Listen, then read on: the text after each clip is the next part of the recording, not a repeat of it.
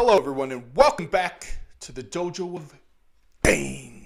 And today we have a very interesting topic. It says Joe Rogan accidentally confirms truth about the Bible.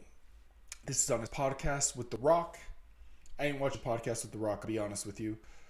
I mean, I don't have anything against The Rock. I like his movies. But The Rock as a person, I think he's not authentic. So I was like, what is he going to say on the podcast? Because he's going to be always worried about stepping out of line. If he was worried about stepping out of line, I don't think the podcast would be that good. Maybe it was good. I don't know. I was just being judgmental. I didn't watch it. But let's see what exactly happened. What exactly was the truth that he revealed? Because I know that Joe Rogan is agnostic. So he is up for anything, basically. He doesn't really have any beliefs one way or the other. Now, the guy that's reacting to this video, he's a Christian YouTuber. His name is Ruslan. But it popped up on my feed and looked interesting. So let's take a look and see how it goes down. Joe Rogan sat down with The Rock for a 3-hour conversation and said this about God as they dissected and explored this deeply theological concept. This conversation was a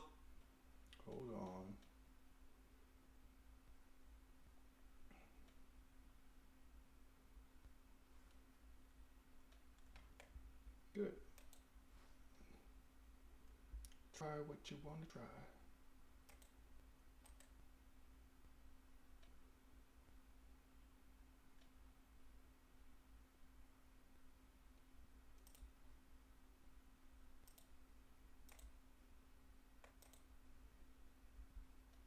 they dissected and explored this deeply theological concept. This conversation was a long time in the making. However, there was some controversy at the time with the apparent takedown job of Joe Rogan, which made The Rock hesitant to appear on his podcast. While it may sound dramatic, this is how fight commentator Chael Sonnen described this podcast after watching it. It was just these two incredible hours of awkwardness between two guys that weren't great at hiding the awkwardness. So despite some people believing this conversation felt awkward because of whatever previous past tension there was, the point we're looking at today is actually something they both strongly agree on. And surprisingly, it has to do with God and this biblical concept. So we're going to be picking this conversation at the 16-minute mark. And I actually have something that I disagree with them about regarding this conversation. But first, let's take a look at Joe Rogan. What was the thing that The Rock and Joe Rogan don't agree on? I'm not up on this. Is it because Joe Rogan out at The Rock for taking steroids? The Rock says he doesn't take steroids, which everybody who knows anything about anabolic steroids knows that The Rock is lying. But is it that, or is it his political views? Because he'll basically just agree with whatever he's told, whatever big media tells him. Those are his political views. Notice that about The Rock, which is why I didn't watch the interview. But either way, I like The Rock's movie, so not saying I don't like The Rock. Describing Mike Tyson's definition of discipline. Mike Tyson had a great phrase. He said, discipline is doing what you hate to do, but doing it like you love it. That's real discipline. Yeah. Like, that's what made Mike Tyson. Yes. And the proof is in the result. But that's real. If you could just force yourself into being enthusiastic about everything, even if you don't want to do it, you got to do hill sprints. You're like, yeah, we're doing these hill sprints. Let's go. Yes. Yeah. And then you get excited, and then it becomes something stimulating instead of a drudgery. You look at it like, this is something I got to do, or I get to do. Mm-hmm. Right? Yeah. Like so I get to do it, man. Yeah. What a privilege this is. What's interesting about this mentality of I don't have to do it, I get to do it, is this is something I've heard serving in church for decades. We get to serve God. We get to read our Bible. We get to lean into our faith. This is something that's prevalent throughout most Christian culture, I would say. So it's interesting to hear them talk about this. And I'm curious if Rogan or maybe The Rock have some Christian influence in this phrase or the origins of this phrase without even knowing. So speaking of being influenced by church culture, in a moment, I'm going to show you guys a couple of passages that I think Joe Rogan may be subconsciously influenced by. But first, check out what he had to say about this biblical concept, amongst other things, being appropriated. Gratitude. Okay. So that's interesting. They're saying that this concept that Mike Tyson uses, that you should do something that you hate like you love it, is based to some kind of biblical ties. I wasn't aware of that. But as far as that idea goes, that idea definitely implies with a lot of things. For example, running. I absolutely hated running for a long time when I was training martial arts. A big part of that is running, and that was the part I hated the most. But recently I got into running, not complete marathons, mini marathons, 14 miles. I began to love running, even though running sucks. There's a certain good feeling you get from accomplishing something when you just do it anyways. Eventually it becomes something that you look forward to, even if it's something that kind of sucks. I mean, the fact that you were able to finish that thing that was so difficult is going to give you a lot of happiness at the end of it, right? You run the whole time and you're dying and you're like, oh, I wish it would be over. But once you're done with the run, you're fucking pumped. Oh, sorry. I'm going to kick out the other. You're pumped.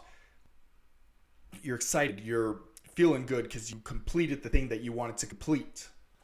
It's actually something that a lot of people don't realize when they avoid things they don't want to do. If it's something that the result looks nice but you don't want to do it, you have to learn to love the process, and the result will come as a result, basically.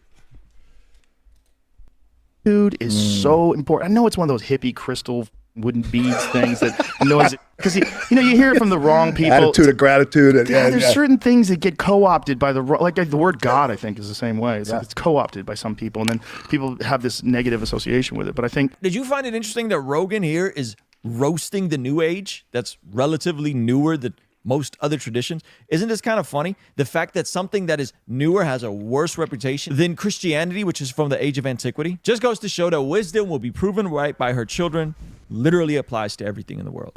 Gratitude is one of those. It is real, and it's really important. And if you could just appreciate your friends and appreciate your life and appreciate people and appreciate what you get to do, you can change your whole tone of existence. Now, what's crazy is this concept of contentment and gratitude isn't just championed all throughout the scripture. It's also confirmed by science. And we're going to be looking at a Harvard study in just a moment. But first, let's look at two different passages from the Bible that may be indirectly influencing some of what The Rock and Joe Rogan are saying with regards to this concept of gratitude and contentment. The first one is in Philippians chapter 4. Many people know that verse 13, they have it tatted. I even think John Jones has this verse tatted on him. I can do all things through Christ who strengthens me. Super popular verse. What most people don't know is that this verse is actually in context of gratitude and contentment. Check it out. All we got to do is just scroll back a couple verses, and you see the Apostle Paul writing the church in Philippi, and he says, "But I rejoiced in the Lord greatly, that now at least your care for me has flourished again, though you surely did care, but you lacked opportunity." So Paul's going through it. He's saying that the church in Philippi has now the opportunity to actually care for him by meeting some of his needs. He says, though, in verse 11, "Not that I speak in regard to need, for I have learned in whatever state I am to be content." And there that is, contentment, learning to be content. Paul was extremely content in this situation. In verse 12, he goes on to tell us, "I know how to be abased." Is that word abased? Some may say it's pretty based. I know how to abound everywhere, and in all things I have learned both to be full and be hungry, both to abound and to suffer need. I can do all things through Christ who strengthens me.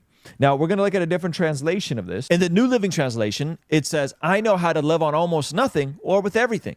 I have learned the secret of living in every situation, whether it is with full stomach or empty, with plenty or little, for I can do everything through Christ who gives me strength.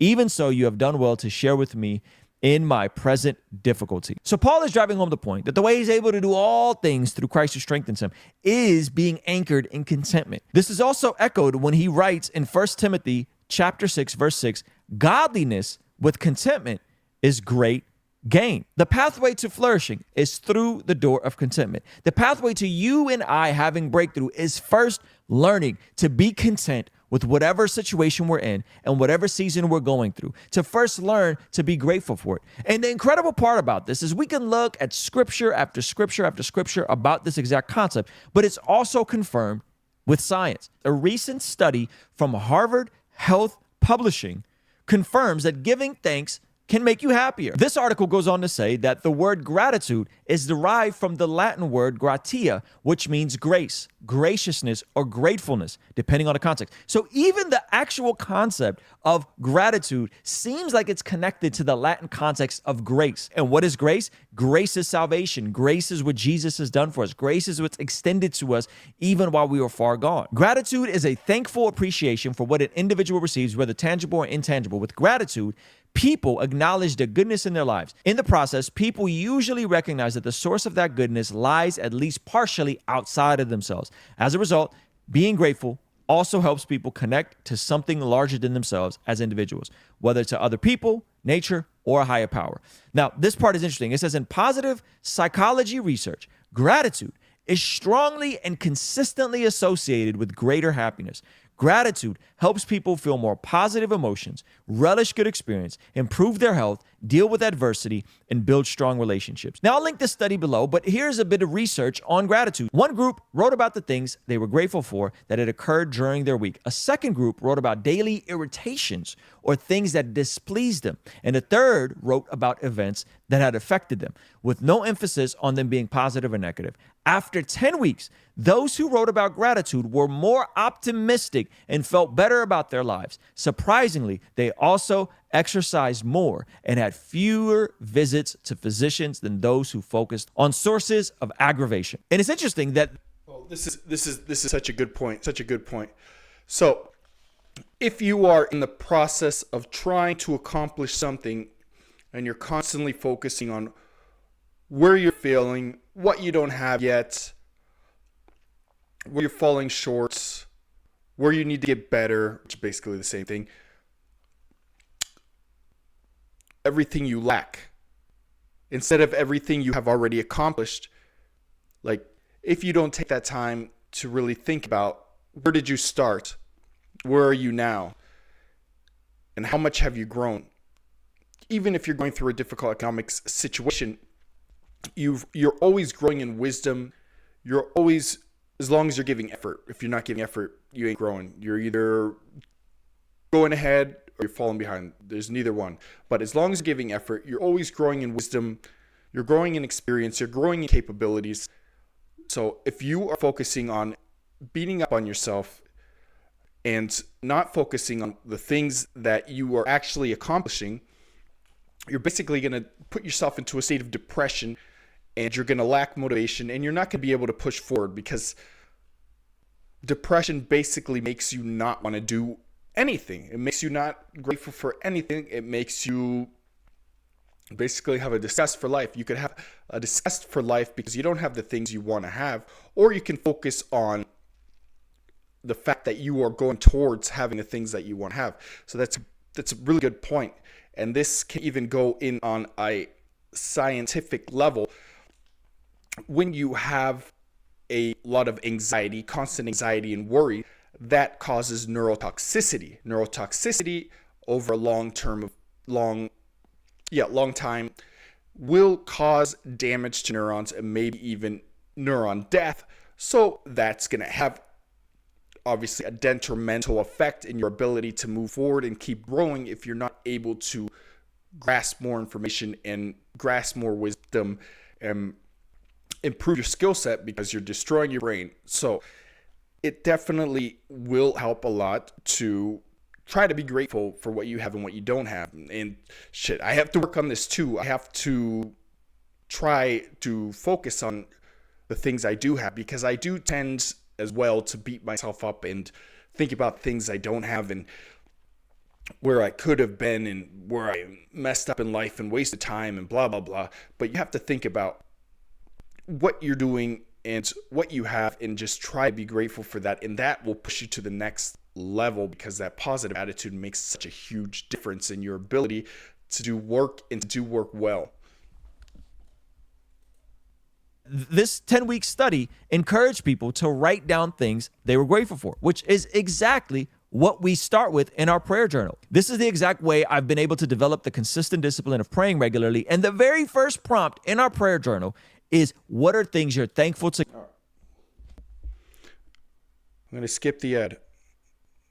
He has a prayer journal that he always advertises. Well, actually, it looks like that's the end of the video. So, if you guys enjoyed, go ahead and like, comment, subscribe down below. And if not, you can let me know as well. You know, I'm down with it. I'll catch you guys next time. Peace.